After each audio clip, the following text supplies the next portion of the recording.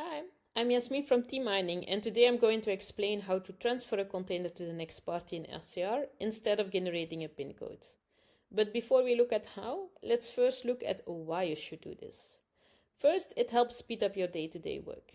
Transferring a container can be done in one click through the platform, while generating a PIN code and sending it manually via email or other communication channel require more effort. Second, it's more secure. Access is transferred directly within SCR, so PIN codes are not shared externally and cannot end up in the wrong hands. So now that we know why, let's look at how to do it. So as you can see, I'm logged in into the SCR platform, and this is the first screen I see. It shows me an overview of all the containers that I'm currently managing. Let's say here we have a bill of lading with 5 containers underneath it. And I'm actually preparing it for pickup.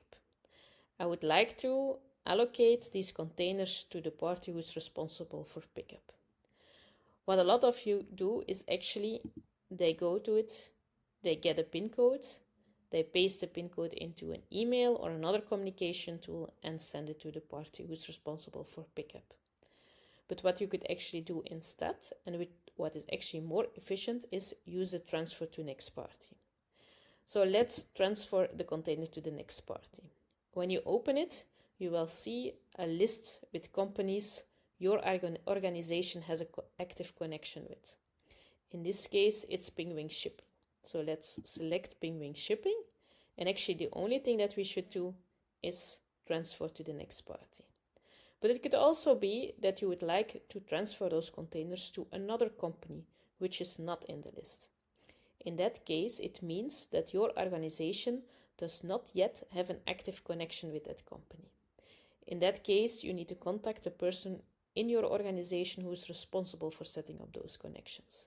It's the organization manager or the connection manager. They can take the initiative and they can set up the connection with this company. And once that company accepts this invitation, they will become an active connection. The next time that you would like to transfer the containers, you can actually see that company popping up into this list and you can select it and transfer your container to it. But let's continue with Penguin Shipping. So we selected Penguin Shipping and the only thing that we now should do is click on transfer to next party. You will get a message that releases were transferred successfully and actually now your job is done. The only thing that you can now do is revoke the transfer in the case that you actually want to undo it. But as you can see, it's as easy as that. So it's a one-click workflow. So now you know how it works. Please start transferring.